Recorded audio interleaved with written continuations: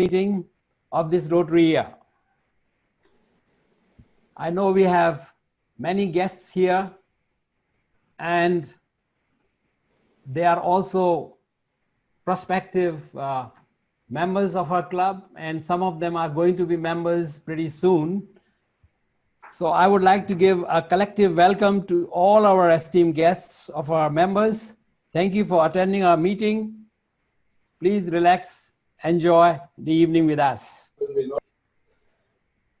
We have our speaker, Mr. Joseph Eng, also with us. And I welcome you, Joseph, to our meeting. Mr. Joseph will speak on his entrepreneurial journey. You will hear about him later, so I'm not going to give much details now. Thank you, Joseph, for accepting our invitation to speak to us. Now it is my pleasure to call upon past President J.K. Ong to raise the toast for our beautiful institution, Rotary International. Past President J.K.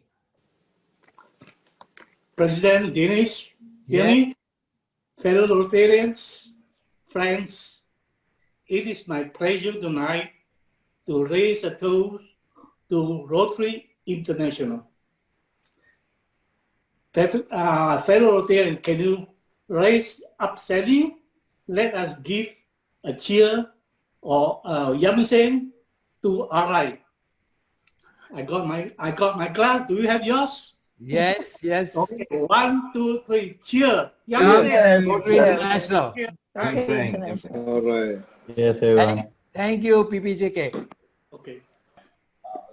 May I now call upon our Honorary Secretary, Bridget, to make club announcements. Yes, thank you, President. Not many announcements today to be made.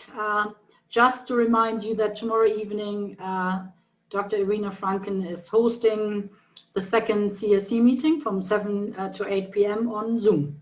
So everyone is welcome, and I think she has already sent out the invitations. That's all for me. I think Sonali asked before, who is participating in which sort of step challenge. I think from our club, we are about 33. So we have our own little group, and we are marching on, I should say. Okay. Thank you, Bridget. Now I would just share my screen. Time to celebrate birthdays. Our birthday boys this week are Rotarian Atul Merchant, Rotarian Horse Hangman, and Rotarian Ujjal Nandi. Atul on 6th of September, Horst on 8th of September, and Ujjal on 8th of September. Please join me to wish them very happy birthday to all of them. And thank you. And next we have the wedding anniversary. Best wishes to wedding anniversary celebrants. And today is, it's on 8th September, Joseph and Maria. Joseph, you are here. We wish you a very happy wedding anniversary on 8th of September. Thank you. Thank you, Joseph. Congratulations. Congratulations. Thank you. I wish to make now a very special announcement. And this is about our Rotarian Jasbir Co. Heartiest congratulations to Rotarian Jasbir for getting this Caring Teacher Award 2020. She won this coveted award from National Institute of Education, NTU, supported by ExxonMobil. Thank you, Jess. Hey, thank you. Congratulations. Congratulations once again. We need Thank you. Yeah, thank you. Congratulations. Thank you. Treat, please. I hope you will help in making the whole club caring. Oh, very caring, yes. And she's already a member of our Almona group, which cares about all of us. Thank you, Jess. Thank you. Congratulations. Thank you. Yeah. And next is what's happening. I would like to now call upon CSC Director Community Service Director, Dr. Arina Franken, and she will give you some information. We had this mesmerizing concert organized by her and her team on last Sunday. Arina, please. Okay, thank you. Let me just share the screen. Okay, now you see that properly. Yeah. Yes, yes. Yeah. Good evening to everyone, and thank you, President Dinesh, for giving me this opportunity. What's happening? I'm really quite impressed with this our new page to the Rotary meetings, which is what's happening. And I think we really have to keep going with that and implement it properly. Yeah, thank you. Symphony of Motherhood concert took place 30th of August, and Rotary Club of Singapore, together with Rotary Club of Jurong Town and Chamber Music Singapore, presented that concert. If we go to the history goes of Symphony of Motherhood goes back to the later presidency time. I was Community Service Committee chair in that time, and with great support of Elita, we engaged Filipino community. You see these people here, Filipino community of families with special needs children. Of course, you know, our Rotarian Keith, past President Keith, he was not in that time, PP, and his wife, Rachel, they supported us in that events. We also engaged some Singaporean musicians and started a series of concerts for mothers and children, promoting the role of music in the healing process of calmness and relaxation. And after that, this year, we have lockdown. COVID-19 have impacted on the mental health of millions of people who were sitting at home, isolated. And in that time, the idea of Zoom concert came up. Last Sunday, 30th of August, we had our third Zoom concert. Preparing our August concert, we were thinking that mental health should be a reality for all, for everyone and everywhere. We concentrated on the keywords, mental health and mental well-being, and we thought we can make our small contribution towards that. Just a short musical concert by providing relaxation to our audiences. But when we started to receive recordings from our musicians, another keywords came to our mind: harmony, mental harmony, and harmony of music. They come together. We believe that music creates calmness and leads us into the beautiful world. And the virus actually did not ruin this beautiful world. It didn't destroy it. It still exists. All what we need to do, we just have to listen and touch this beauty. We worked with, as a great team with our musicians, amazing energy of Deepak, great time contribution of Dr. Chan. You unfortunately don't see him nicely on this photo, and full understanding of importance of culture and music in our life from Dr. Ganesh. All this brought this project to the high level. And of course, musician and the founder of this concert, Irina, the same name as mine, but spelling is different because she's Ukrainian. And she is perfectionist, and that's what we had. We had audiences from around the world, from different countries, and they came to listen to our Zoom concert, which we really want to introduce to families. We had around 65 entrances to the concert, and we think that around 100 people were listening to the concert. Rotary opens the opportunity, and I think that our team has opened the beautiful world which still exists and has not been killed by the virus. Messages which came through the concert and after the concert were absolutely amazing. I really was over the top. Thank you so much for supporting. One message, that was a mesmerizing performance, flawlessly managed. Congratulations to the entire team. Pelita, who was in the beginning of all of this. Heartiest congratulations to all the excellent performers. What an exhilarating afternoon with all of you. Panelists and organizers, very well done. So proud of all of you. Chris, you are superb MC, Pipi Pelita. Now we are looking forward to the live concert. And I hope my friend Tom, who helped me a lot from almost beginning, going back to 2012, 2013 with all this concert, will feel well, and together with Chris, which is excellent MC, and with Dr. Ganesh, they will lead the concert performance. Thank you so much. Thank you for everybody who attended. Thank you everybody who actually took any part in this concert. Without you, without your participation and your efforts, it never will be as successful as it was. Thank you. Yep. Right. So next is, thank you, Arena, for organizing this wonderful concert. And now we go to Kaifer time. And today is going to be different.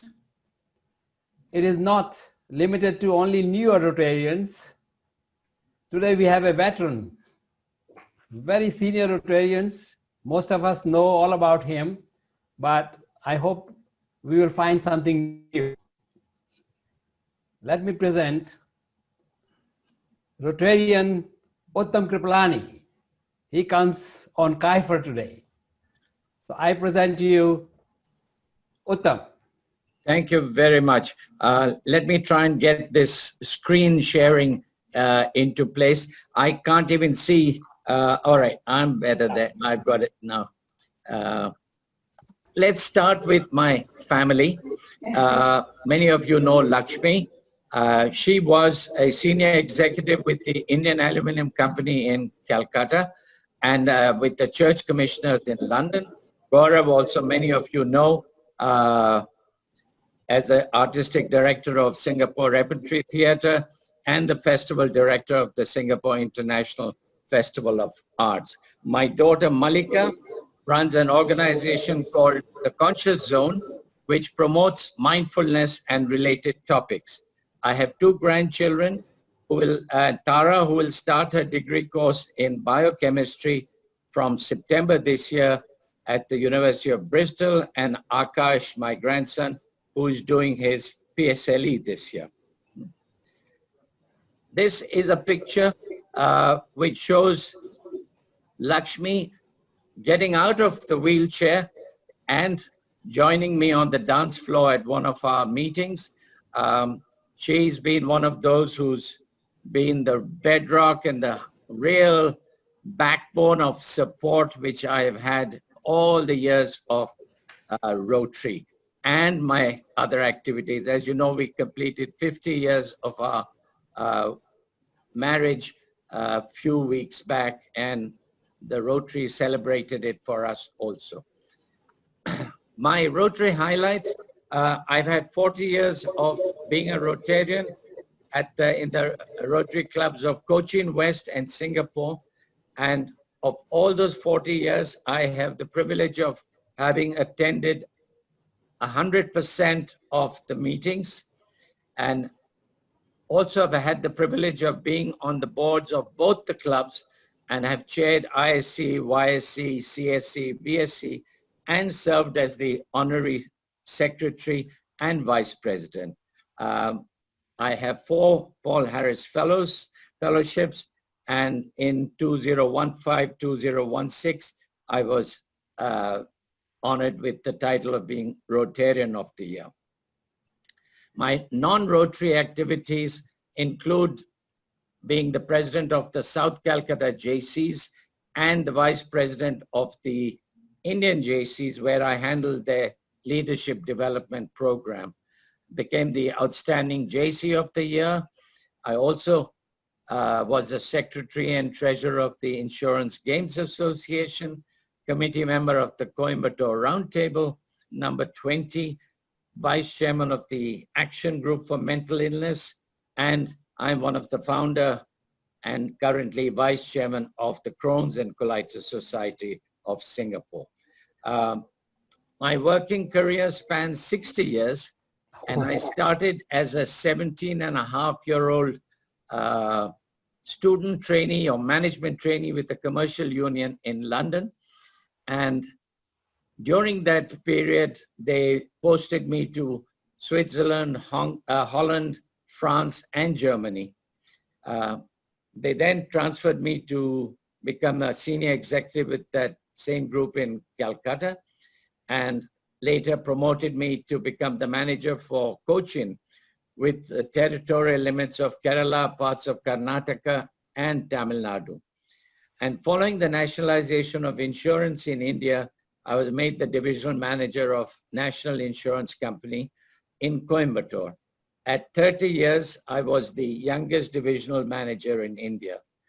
76, I got transferred to Singapore, again at a relatively young age of 32. My working career in Singapore resulted in my setting up the regional office of the National Insurance Company.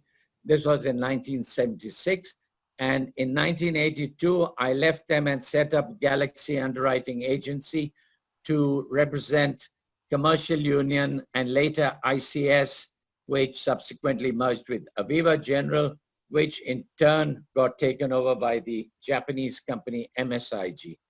I subsequently created an insurance broking company, Galaxy Insurance Consultants Private Limited, and recently sold a majority of shares to Steadfast, a listed company in Australia. And they've appointed me as the chairman, and that's the job I hold today. Some other facts, I've acted in and directed, produced several plays in India, UK, and Singapore, conducted several management courses with particular emphasis on communications, effective speaking, and chairmanship. I'm an occasional lecturer at the Singapore College of Insurance and an active sportsman, a little bit more armchair these days, but I do have a few trophies for golf, fencing, sailing, cricket, and tennis. Somebody like me doesn't like getting too many photographs taken, and I had quite a job trying to find photographs to show, but Bernie helped me out and dug up some pictures, and I'm going to run through some of them. The first one is my being an MC. I've had the pleasure of being an MC at 3 presidential installations and 1 or 2 other charity organizations. On the right, you see a picture of me being the chair at the Friends of the VSC thing. The fire on the back is a slide and not something that people set fire to me, tried to set fire to me at the back. Now, this is a picture that I love. I've taken it off one of the 60 years of Rotary. This was a situation where we had decided to take some underprivileged children for a tour of Paya Lebar Airport, and one thing led to another, and we got the offer from Qantas to take them up in a Boeing 757 on a flight to nowhere around Singapore for about 45 minutes. And that was a wonderful extension of what we had planned. BP chipped in with providing fuel for the flight. The Singapore immigration waived the need for passports. There was the landing fees were waived, and on top of which I got Rotarians to sponsor each of the children, and with an average of about $100, we raised about $17,000. I don't remember the exact figure, but that's the region in which we collected the funds. This was then subsequently donated to the community chest. This is a picture of, you can see Joseph Chia on this, and congratulations, Joseph, on your wedding anniversary. I was involved in the first dragon boat race that was held in Singapore in 1978. And when the organization Epilepsy Care Group approached us and said, would you like to sponsor a dragon boat? I jumped at the offer, and under Peter Tan's presidency, Joseph, Peter, and I landed up getting to these boats and testing out the boat that we donated. This is a picture I really love. I had the pleasure of working with the children with cancer, and as you can see, they're pretty young, but I would go along and chat to them, and this is one of the pictures where I went in and played around with a mouse that I created with a handkerchief, and you can see the delight on the faces of the youngsters. This is certainly, as far as I'm concerned, one of the most enjoyable photographs I have of my Rotary involvement. This is a copy of an appreciation card which was sent to me following a CSE event where we took some youngsters from the Ang Mo Kio Social Service Center, the before and after school care center, and took them for a bus ride around Chinatown where during the Chinese New Year festival. And with that, I'm going to say thank you very much for giving me the opportunity of sharing some of my highlights. Thank you very much. Wonderful. Thank you so much, Utan. You didn't mention your hole-in-one in golf.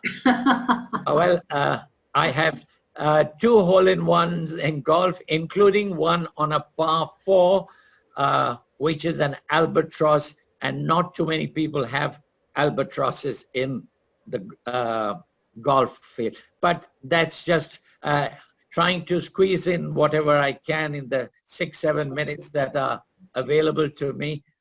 40 years and in Rotary and 60 years of working experience, trying to squeeze it into 6-7 minutes is not easy. Anyway, thank you very much, folks.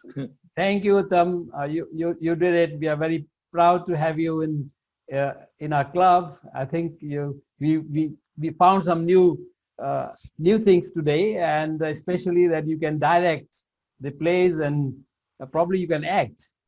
That was something new. Don't I act all the time? So we know. Thank you. Yeah. Thank you, Utam. So we move forward. Could you stop your sharing?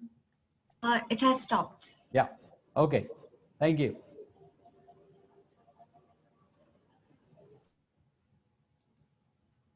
All right. So we go to the next. And I think this is the speaker time. Yep. So we will be Joseph, as I have said, Joseph Ng is our speaker today, and please ask your questions and write it down on the Zoom chat or indicate that you wish to ask a question. Our Honorary Secretary Bridget will call you to ask these questions. Now, it's my pleasure to call upon our VSC Director, Dr. Chan Sui-Luen, to introduce our speaker. Dr. Chan.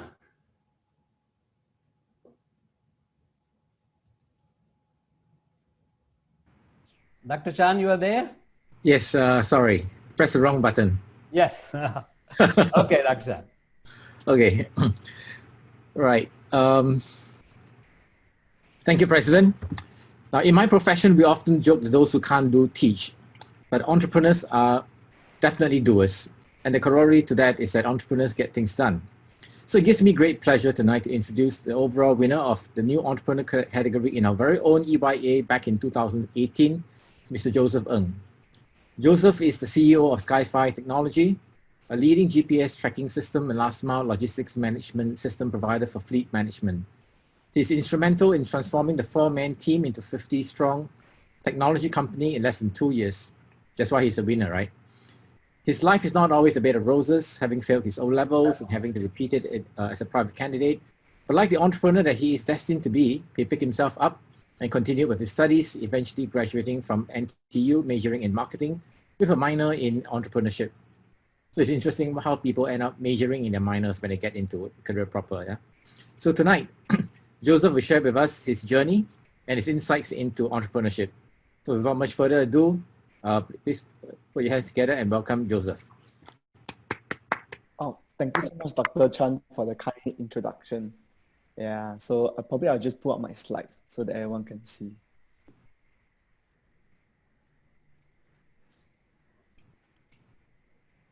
Can everyone see my slides? It's good, right? First of all, thank you, Joseph, for inviting me. Thank you, President, for having me as well. I mean, it's my first time to this Rotary Club, so I'm very impressed by what I saw in the earlier presentation just now. 60 years career is amazing. It's amazing, and I do learn a lot from his life as well. So my company name is called Skyfi, S-K-Y-F-Y. The FY stands for you. So it was started with the idea that we wanted to be the eye in the sky for companies to know what are their assets doing, meaning vehicles, people, what they have done before, what they're doing now, and what they'll be doing next. So actually, this is the video that was composed and compiled for me after I won the award. Maybe I will just show the videos. From 4 to 43, a client list numbering more than 1,700 with over 4,000 vehicles. This is what CEO of Skyfi Technology, Joseph Ng, achieved in just 2 years. His vehicle telematics company offers Singapore's #1 fleet management system. But Joseph hasn't always had the Midas touch. I failed my O-levels and have to retake it as a private candidate. I've been through numerous up and down. In my life, I learned that nothing beats hard work, determination, and perseverance. Joseph was keen to go into business as early as during his national service days. He even switched to majors in university so he could study marketing and hospitality. But what ignited the idea for Skyfi Technology was his natural curiosity. A couple of years ago, I was managing a venue in New York. So when I was on the street, I realized every vehicle around me are just trucks. And I realized also that logistics is a major touch point in one's life. Telematics involves a crash-proof box installed in vehicles that receives information wirelessly. That information helps companies manage their fleet and track them. And that's what Skyfi Technology software does. The tech company employs geofencing, the use of GPS or RFID technology, to draw a virtual boundary around a real area. Every time a vehicle leaves or enters that area, the system is alerted. This not only helps track the vehicles, it also prevents them from going to unauthorized areas, optimizing their routes, saving time and money, and increasing productivity. The data from the system helps companies streamline operations and manage their drivers' behavior too. Skyfi Technology is able to help companies employ such big data analytics and artificial intelligence because it is itself equipped with Industry 4.0. 100% customizable, 100% scalable, and totally developed in-house. It's no wonder Skyfi Technology system has done so well. It is now the pre-approved vendor of the Productivity Solutions grant. It's also using AI solutions developed by A-Staff to provide solutions to last-mile logistics management, cutting time spent on route planning and optimizing routes to allow for more to be delivered in a shorter time. Moving forward, Skyfi Technology is eyeing the Southeast Asian, Middle East, and Latin American markets. And the overall winner of the new entrepreneur category was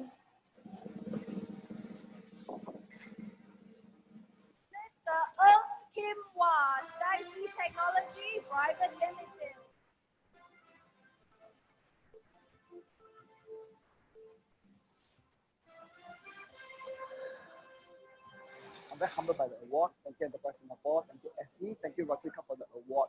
Actually, all this award belongs to the team. Each and everyone in Skype for their dedication, for their hard work, and for their perseverance. I would especially like to thank Henry for actually making all these things possible. So thank you.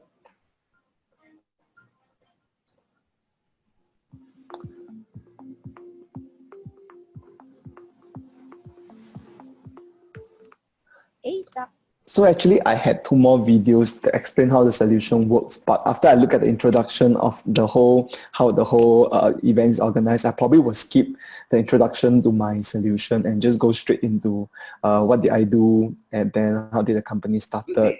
Yeah. So just a rough summary. So we are pretty fortunate that in 2+ years, we managed to turn over from 0 to 4.5 million of sales. We managed to track from 20 vehicles in Singapore to 4,500 vehicles. We managed to get more than 2,000 SME to subscribe to our company solution. So this is something that we are very proud of. So, so mainly our solution focus on all these different industries. So in case you're thinking and wondering, right, so why are these companies actually, why do they require our solution? To put in a nutshell, right, SME in Singapore, it's very tough to be SME in Singapore. So cost saving, productivity, efficiency is the utmost concern. So we focus on that pie and the expect, and that's how we actually get so many SMEs to actually use our solution. So typically, right, a lot of people will always ask me, say, so how did you do this? How did you do this? So I thought about it and I realized that it's pretty difficult to tell people what did I do in the 2 years that put us into our current position. So I actually broke it down into 4 points. And then these are the 4 points that I believe and I feel are the reasons or the success factor to why we are where we are today. So the company started in a pretty interesting way. I started to sell the solution myself. First of all, we did not build anything from day one. So we took a solution from overseas, white label solution, and I went out to sell. So after I sold enough, after I know the customer pain point, after I understood what are the more things they want, then I started to look at my competitors. I started to look it online, and then I started to learn from overseas people. And then about 3 to 4 months later, I started to hire salespeople to sell together with me. And it just kept going. It just kept going as the sales just keep going up and up and up. So from 1 to 3 to 5, eventually the team grew to 28 salesperson just selling the solution. Then, of course, as the team grow, then I start to learn the second important lesson, which is about creating a team, creating a culture, delegating the task, organizing your company. So the process was a bit difficult. I make a lot of mistakes. I make a lot of enemies. I lose a lot of people, but that's part and parcel of learning. If you don't take risks, right, I think you will never ever have a chance to grow. So along the way, eventually we managed to hire sales director, managed to hire business development manager, and the revenue just kept growing. So in terms of manpower, right, as the company expand, right, to be very frank, from day one, right, I didn't have any vision, mission, culture, all these things are not part of the playbook because I started with just 2 friends. So that's how we started the company. So along the way, as we slowly grew the company, we realized the importance of vision, mission, the culture. We started to have organization chart. We started to do training. We started to change our training into video training, documenting SOP. Then we started to put in HR policies.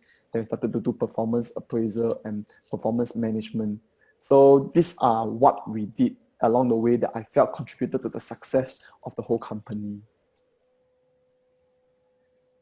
Yes, so from day one, actually, the company relies everything on WhatsApp. Then as we grew, Excel and Google Docs, eventually more and more systems. Till today, the company is using more than almost like 8 to 9 systems. So that is something that we realized at some point is that we cannot forever be checking. We cannot forever be asking questions. We need software because software don't really make mistake unless human error, human data entry error.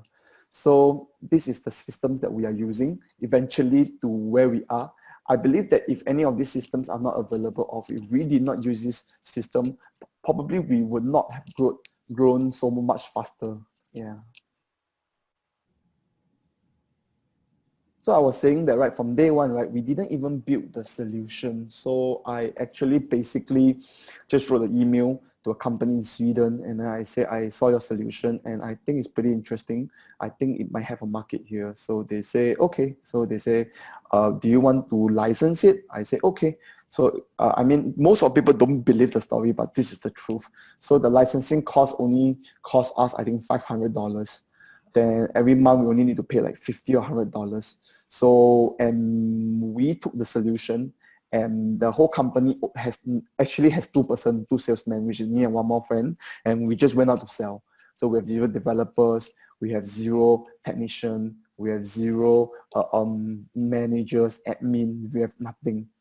But as we scale, right, as we start to acquire customers from 5 to 50 to 500, then we realize that, right, we cannot forever be doing small micro SME company, because we will never be able to grow to another level. So we started to try to engage bigger companies. Then the lesson we learned was that big companies seldom buy things off the shelf. They seldom buy solution off the shelf. They prefer something that can be customized, something they can control. They don't mind paying as long as it serves their purpose, as long as it helps them. But when we talk to the Swedish company and say, okay, this is what we need, A, B, C, D. So then the reply they gave was, first of all, Singapore is very small. So probably you don't need all these extra function or features. Then they start telling us things like, say, it's going to cost a lot. Why not you just convince your customers to use the existing feature? So that was a very difficult period for us, because on one hand, we wanted to grow the company to get big MNC as our customer. On the other hand, our supplier is not willing to fulfill or whatever we ask them to do so. So after couple of months of thinking and considering, right, we had no choice, but then we actually started to build the whole system from scratch. Yeah, so we stopped the licensing. So we started to build from scratch, and because I don't have the background, I don't have computing background, my partner don't have as well. So it was extremely challenging as well. It was pretty interesting in the sense that we started to get in interns, we started to hire developers. We hired developers in Singapore, in Indonesia, in Vietnam, in Philippines. And probably you all won't believe, but the reality is that 90% of the time we actually don't know what they're talking about. And whatever they say could be wrong, could be right. Actually, we don't know. So everything was just based on instinct, everything was just based on gut feeling. They just, whatever they say, we agree, and we say, that's the way, that's the way, that's the way. And everyone just keep doing something. Along the way, fortunately for us, of course, there are some mistakes and certain things built wasn't being used or was just thrown away. We managed to piece together whatever that we managed to get people to build into a product that actually, I think, work. If not, company won't actually buy from us. Yeah, and we were at that junction where government started to encourage company in Singapore to go digital, to digitalize their operation, and then together, so the government became our advertisement in the sense. So the timing was good, and we happened to be there, and then yeah, the magic happens. So another important lesson we realized is that from day one, when we started the company, right, we didn't wanted to go after branded household names of big companies or any multinational companies, because we know that when we started the business, there are already a couple of competitors. My biggest competitor is Singtel in Singapore. My second competitor is a listed company in South Africa, headquartered in Singapore. My third competitor is Continental, listed in Germany, headquartered in Singapore as well. So as a small company, we realized that they don't like to serve small SMEs. Yeah, so that was just the angle that we went in, and we say that, okay, they don't want this customer, we take. No matter how small, we just take. And once we have enough, it will be sizable. And that's how the business actually started. So as of today, right, this is basically what we build. And this is basically what our customers are using on a daily basis. To just sum it up simply, right, is that just imagine you have maybe 10 to 50 vehicles in your company, right? To be honest, the moment they leave the warehouse or your office, you actually don't know where they are and you don't know what they're doing. Yeah, so this platform you're seeing here right now lets you know how are they driving, how are they braking, how are they accelerating, is the engine on, is the engine off, how long did it take for them to reach from A to B, how long did they stay there, what did they do there, and all these data will come out and eventually it will formulate into reports that helps the company make better decisions like, should I buy more vehicles? Should I reduce the vehicles? Should I hire more drivers? Should I let the drivers do 24 hours? I'm sorry, should I change my delivery to 24 hours shift? Yeah, so these are the things that is happening to all those of my customers. So of course, as the company grow, I think we are pretty smart. Because we managed to get ourselves into all the associations in Singapore. Yeah, and that's really, really opened up the whole Singapore industry in the sense that we were giving talks at almost every association, and it's wonderful and it really works.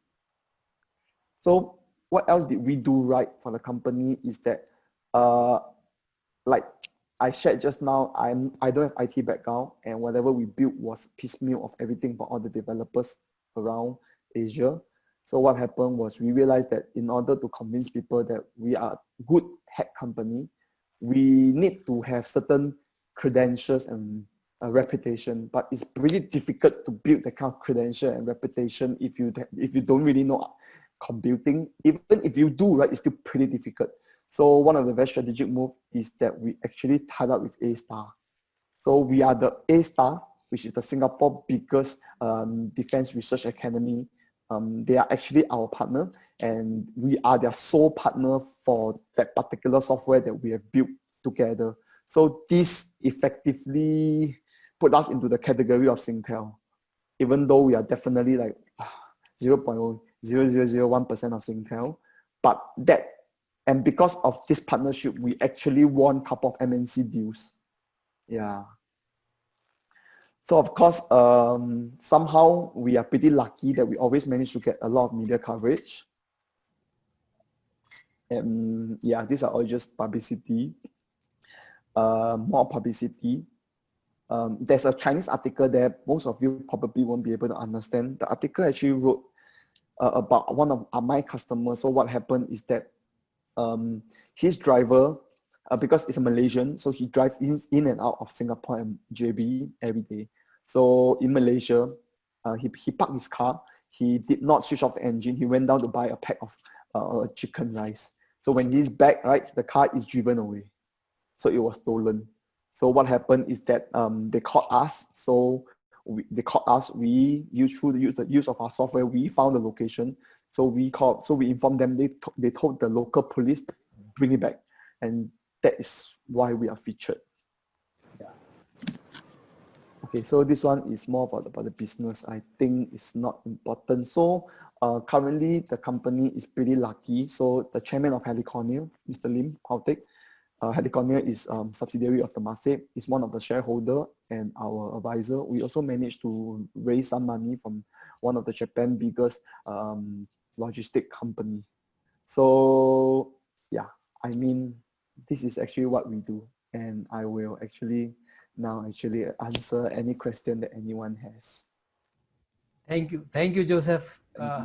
You have shown us a very inspiring journey in the entrepreneurship, and you have developed the digital solution what Singapore needed at that time, and I'm sure it's an example to the upcoming entrepreneurs.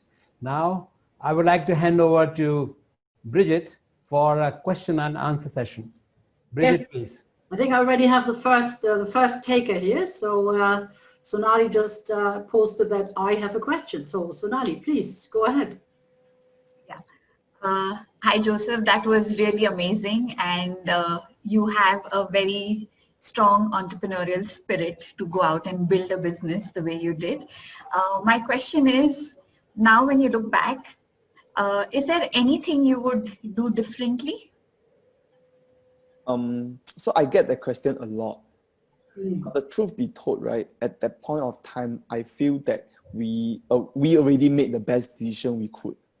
And if we look back and says that, oh, we could have done this better, we could have done this different, in my opinion right now, I think it's a little bit, there's no point to it. There's no point, and that will only make you reflect more, not necessarily for the better, I feel. Yeah, so that's my personal take. That's why I don't really believe in doing reflection. I don't really believe in trying to understand what went wrong. Yeah, what I am more concerned is what are the challenges in front, and let's just try to overcome them. Yeah. Excellent. Thank you. So always forward looking. Yeah. Thank you. Sure. I think Millie has a question as well. Millie, where are you? I saw the question, how my company has helped in the sector of non-profit organization. Yes, okay, then we just take it from the... So basically, our solution has been deployed in a lot of ambulance. So some we gave them for free, some we are charging them. Even NKF, National Kidney Foundation, some of the old folks home, they are using our solution, and most of the time we do not charge them. So that is the small contribution we are doing for non-profit organization. Yeah. That's interesting, because that was one of my very quick questions before I go over to the questions in the chat. What is actually your revenue model? So how do you generate revenue? How do you build? It's a SaaS model, so people pay us X dollar every month to use the solution. Oh, okay, fine. It's a kind of go as you pay as you use, or? It's pretty difficult nowadays to get customers to actually pay one lump sum upfront.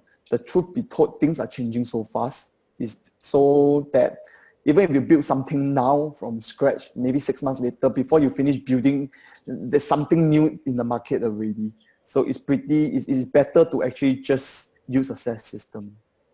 Okay, okay, got it. So let me see what is in here as well, I think. Arnaud, do you want to unmute yourself and ask your question? Because that's, I think, very interesting. Yeah, sure. Thank you very much, Brigitte. Thank you very much for the presentation. It was actually very insightful. I've learned quite a lot. I have a lot of questions, but if I had to pick only one question, it would be, I know a lot of people here in Singapore who would like to start up their journey as an entrepreneur. Some of them have started, they have failed.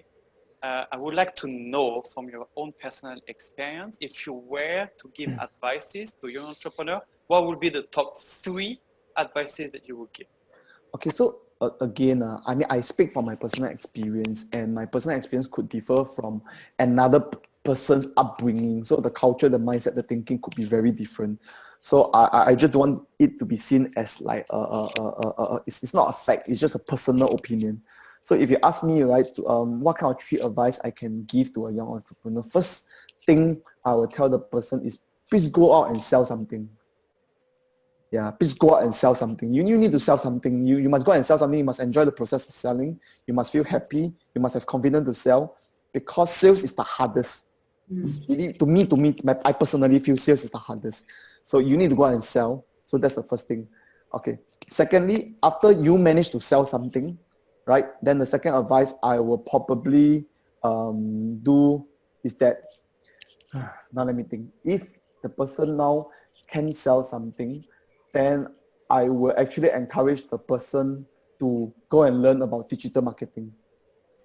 Yeah, to learn about digital marketing. We spend at least, in our peak period, right, we spend up to 25,000 a month on Facebook in Singapore. Yeah, and if you're just thinking, why are we spending so much? Because Facebook brings us to places that we can never ever reach. I just give a simple example. If I want to meet the CEO of MNC, I can never reach the CEO. Very, very, very hard. But Facebook can bring me there. So if I'm thinking, say, really, how can Facebook bring me there? So Facebook enables me to publicize whatever I want to publicize within a certain location. That means if I want to target a person who lives in, let's say, Loyang Avenue, right? I can put my advertisement just at Loyang Avenue. And if I target it correctly, the person will definitely see my advertisement. And in the event that the person sees it and they contact me, and I guess it. But even if the person don't contact me, I do one day get an appointment, right? They will somehow have some recollection of me, and that will increase my success rate to actually close the deal with them. Yeah. So coming back to the 3 advice. So the second advice, I would say, is to learn digital marketing, because again, it's sales. I believe if you can sell, everything else you can settle, because once you have the money, actually you can solve a lot of problems. Yeah. Then of course, after sales, there's digital marketing. The third one will be, please go and understand accounts. You need to understand the numbers, because you need to understand the numbers, because if you do not understand the numbers, right, numbers don't lie, you see, and whatever you do, right, you might be right or you might be wrong, you will never know. And that's the problem if you don't understand numbers. Yeah, so probably that's the 3 advice I would give. Perfect. Moving on to Suhaimi. I think Suhaimi, I see you have quite a few questions. Can you pick like the 3 most important? Actually, if I'm limited to some questions, only some.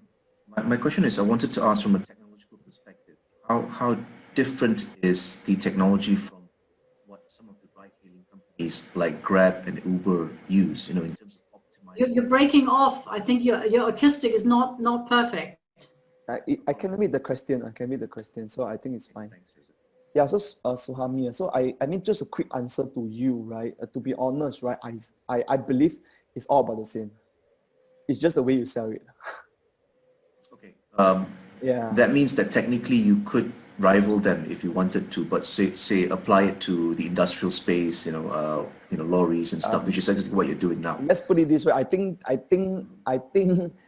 there can be 1,000 Grab, but only one Grab managed to be at the right place, right time, get the funding, get the business model in place, and then started to burn the cash and to acquire the customers. So that's like, because this question always comes to me, and I always have this example, is everyone can fried chicken, but there's only one KFC. Yeah, but it's the same, right? That's what I feel. Yeah. Thanks, Joseph. Good luck. Yeah, thanks.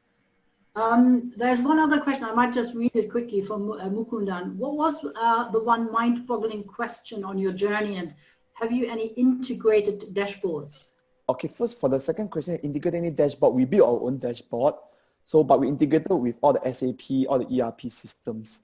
What was one mind-boggling question on this journey? The most, the most sort of... The most difficult challenge till now, after I have hired so many people, is still the ability to read a person. Oh, okay. That's the hardest. The ability to read a person means that as much as I want to be the best employee, I want to be the best friend, I want to be the best person, right? It's always too late if I realize that they are unhappy in some ways, and then so if I have the ability to read them earlier, better, faster, I think that will really be very useful for me. Yeah. So thank you, Joseph, for that. Yes. Can I ask Tom to ask, he also has a few questions, but Tom? Yeah, I have only one question. Very impressive, the story. But I have one question. I see more and more cybersecurity issues. Do you have to test your technology, and do you have to certify it for cybersecurity? Do you have to make tests if somebody can hack it? Because Singapore is very aware of cybersecurity, and maybe clients will more and more demand such things. What is your experience on this field? That's a very good question, but I want to be as honest and as candid as I can. So as a startup, right, I will not spend a single dollar unless it's necessary. Yeah, I'm just very honest. So if the customer say you need this and I will give you the contract, I will do it. If the customer say never say anything, I will not do it. Likewise, if the government say you have to do this, I will do it because it's the government. If the government say you don't have to do it, if the government never say you don't have to do it, or the government say it's good to have it, I still won't do it. Yeah, I just want to be very honest. But truth be told, government has been encouraging a lot of new cyber security measures. So we have been adapting and adopting to all those measures that they actually ask us to do so. Excellent. I think Louisa, you have, I think, a similar question as I Louisa. Hi, Joseph. Thank you so much for your Hello, very candid sharing, and it's an amazing story, and we're all so proud of you. My question is that have you already started to venture overseas, and what are some of the challenges that you are facing? This is very tough. So I tried to go Malaysia, I tried to go Indonesia, I tried to go Thailand, Vietnam, Cambodia, Myanmar. So when I tried to go, I literally fly there myself and from ground zero, and I tried to build the business up. Tough. 1 year. So 1 year, and we only managed to then have office in Myanmar. Yeah, I mean, it's too. If you want me to break down what went right, what went wrong, it's just too many things. By end of the day, it's so, when people complain it's hard to do business in Singapore, I think they haven't tried doing it overseas yet. Yeah, because in Singapore, technically speaking, right, there are hotlines that people pick up the phone, and whatever they tell you are normally 99% hot, right? And it's truth.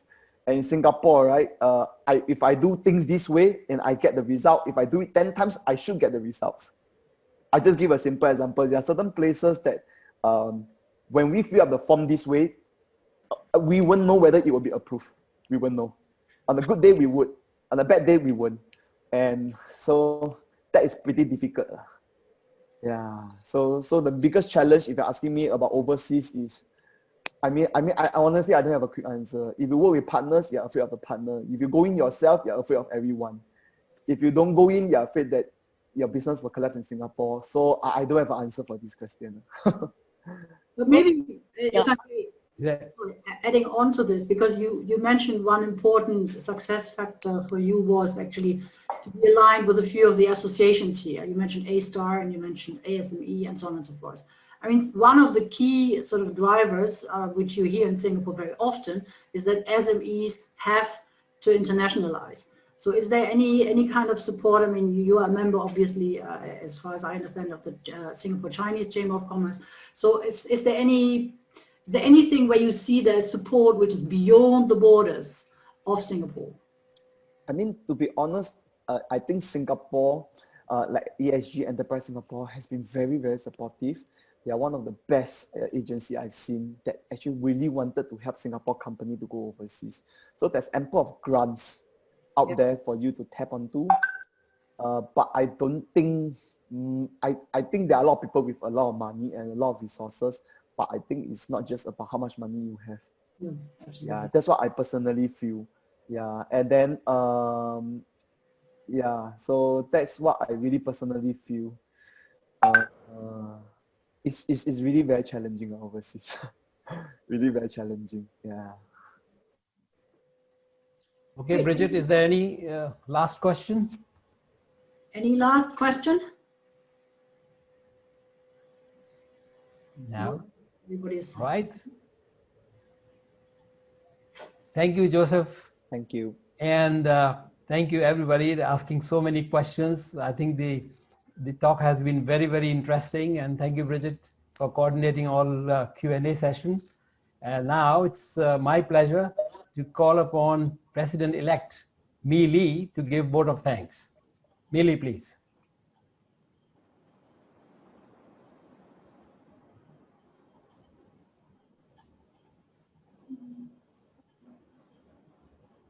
I just saw her. Yes, Mi Lee, you're there. Yeah. Yes. Can everyone hear me? Okay. Is that okay?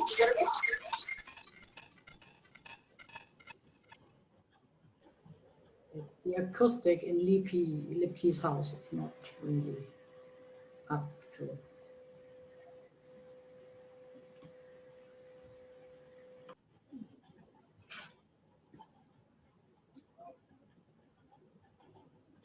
We can't hear you.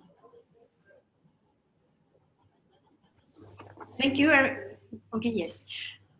Thank you, Joseph, for sharing your journey with us. It is actually one of the most interesting and most important topic.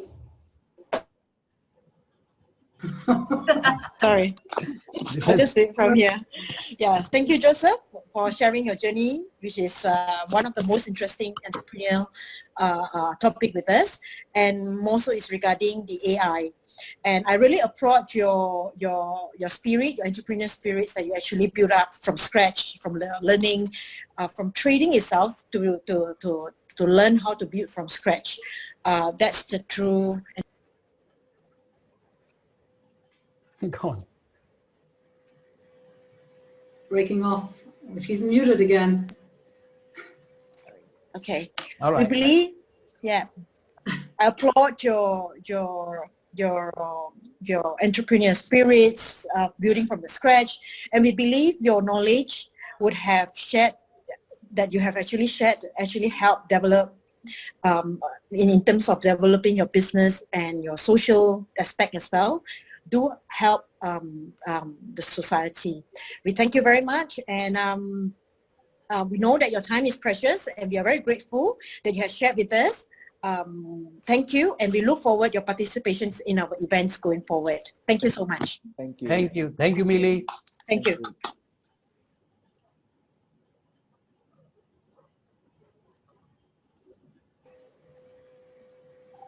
Okay, the next week's speaker is Mr. SVB Venkat, President and Global Head of Olam Group. I think most of us know about the Olam. I think this is going to be another good speech.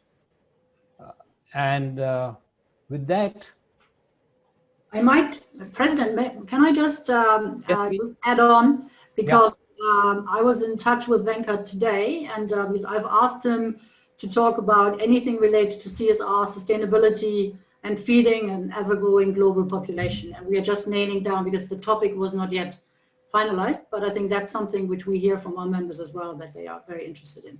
And Olam obviously fits the bill to address that. Just to add. thank you, Bridget.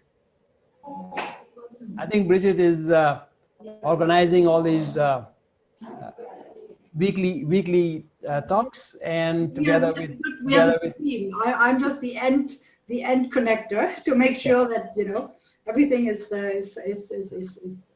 I think we have a team with Suresh and others organizing these talks, and we'll continue to do that.